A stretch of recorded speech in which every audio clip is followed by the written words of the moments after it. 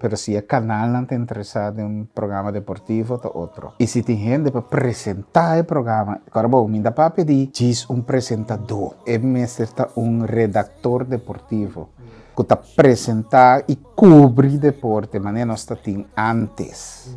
Se você não tem aí, você não tem programa deportivo. É mais, você não tem notícia deportiva. O que nós temos agora aqui está fill-in. Nós está fill-in com o deporte, lamentavelmente. Nós está lá portar item deportivo para passar algo outro. Passa. Se você mirar o canal que tem agora aqui, se você mirar todo o canal que tem agora aqui, não tem maneira de pensar programa deportivo. E o programa deportivo, é mais, não está nem em home team. Programa deportivo para mim é programa estrutural que passa em canal e para mim parte diariamente ou at least 3 vezes por semana. A parte de notícia deportiva, que eu digo passa todo dia.